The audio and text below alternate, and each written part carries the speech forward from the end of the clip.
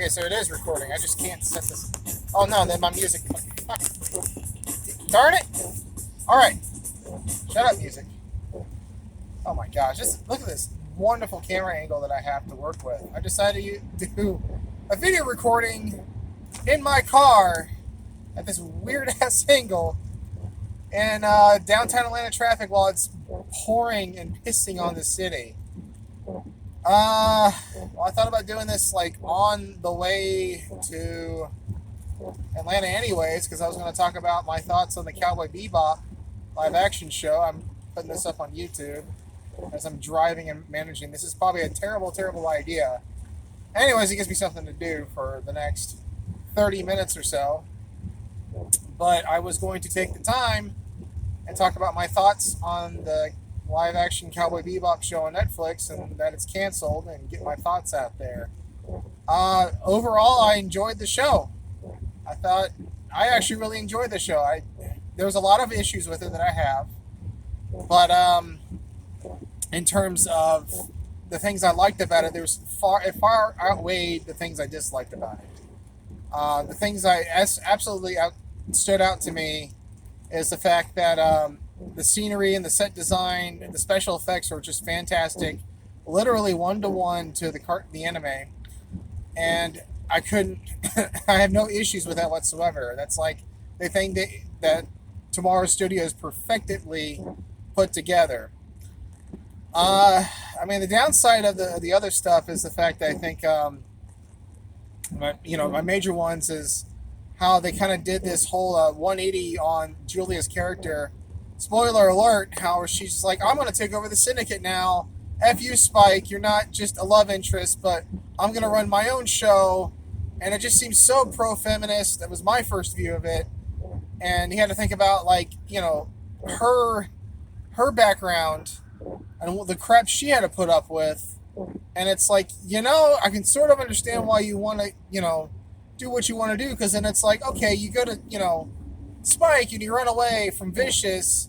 Even though you let him live, he's still going to chase after you. Your life is still not great.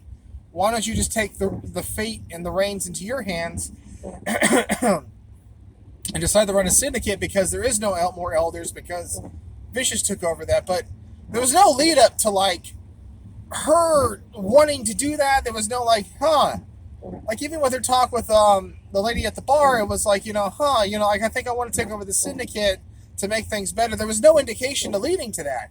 And that's why it was like a total 180. So then it's kind of like conniving of how does she really think this through? And that was her ultimate goal without telling either Vicious or Spike her intentions. Now, she wouldn't tell Spike anything because, that's the first time we've seen her in 3 years, and, he's happy to be reunited with her.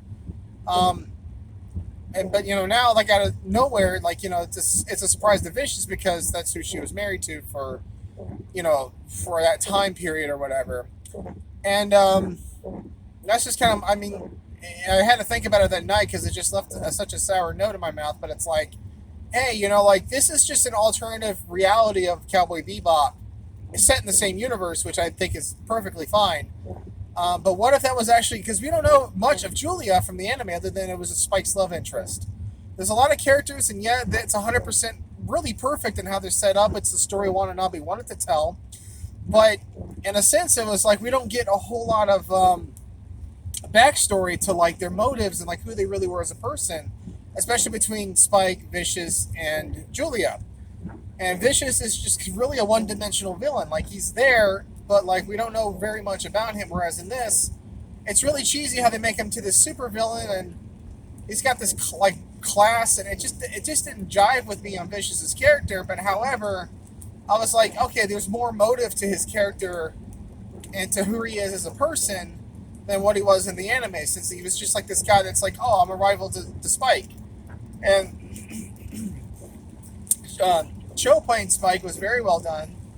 I had no issues with the chemistry between Cho, Mufar, I think, or the characters for Spike, Faye, and Jet. I think they were top-notch, if not added more dimension to them than what the English dub could do, and even the Japanese dub, which I really, really liked. That's another strong positive thing about that. I think it was kind of lame in terms of Faye's really a lesbian or bisexual. her sexuality was never brought up in the series, but I feel like it's just kind of put in there as like, oh, like we have to make it trendy because LGBT themes are the new thing in. So like if we can't identify, if someone's sexuality was never like solidly identified originally from the source, then like we can do whatever we want to them.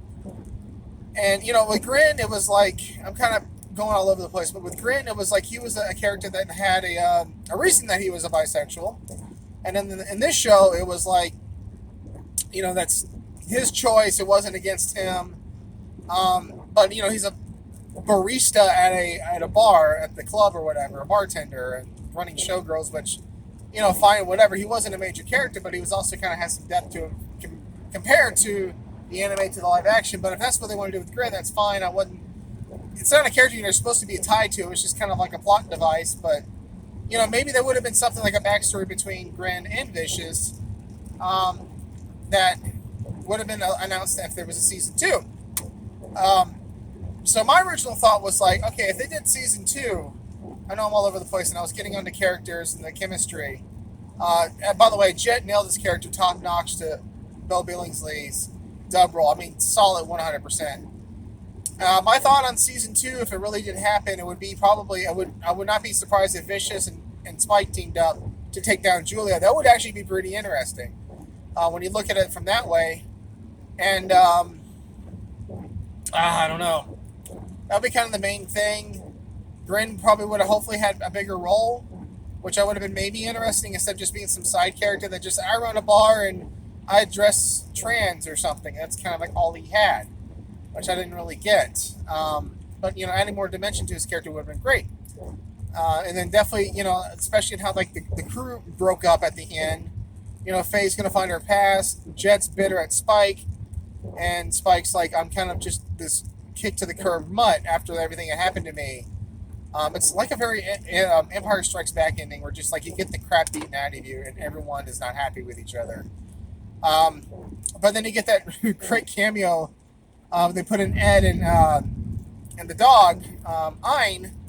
They're together and they find Spike, and I'll be interested to see. I don't know how long I could take it, but regarding the actor or actress, I should say, playing Ed, and how long she can keep that character like to a T on the annoyance level for an entire season.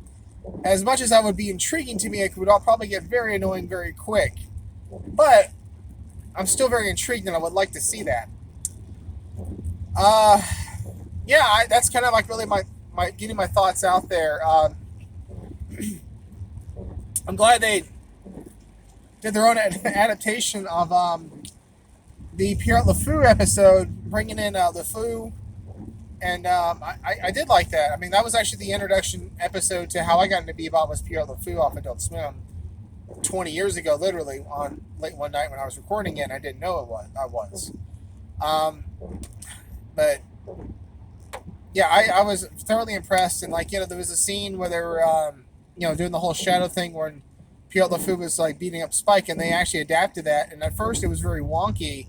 But now I look back and say, no, that's how they did it. And I actually have to appreciate that they at least tried. It felt really odd, but I appreciate that they did it. I had no issue there. I'm glad Adrienne Barbeau is getting work. She played the environmentalist grandma or mom or whatever, a leader of that. She actually did a very good job. And I'm glad she's still acting.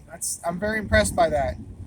I don't know. I just wanted to get my thoughts out on the ending of Cowboy Bebop Netflix, and how I probably would have thought season 2 would go in terms of characters. Again, like I Vicious being a really lame villain type, like super villain thing, it just didn't sit with me, and that was kind of like my major issue with that. But the more the show went on, the more I enjoyed it. That's pretty much about it. That's all I kind of want to say. Oh, this looks horrible. I'm looking at the camera now. So this is bright. The brightness is the sun coming through here, hitting my dash, and this is leaning against my smart thing or my screen and my Mazda 3. But that's the best setup I have. Oh, you probably can't even see my mouth moving the whole time. Whatever. I'll put this up on YouTube eventually. I just wanted to get my thoughts out there because I'm not sure when my podcast co-host and I are going to get together because he's not feeling well. And there'll be more on that. Oh, those are Christmas lights. And I'm still stuck in 85 traffic until I get to the cemetery. There's a stalled vehicle ahead. So what if I know there's a stalled vehicle ahead? I don't care. That doesn't affect me. It's not in the middle of the road. Anyways, I'm hopefully surviving Atlanta, downtown Atlanta. So see you next time, guys. Whatever.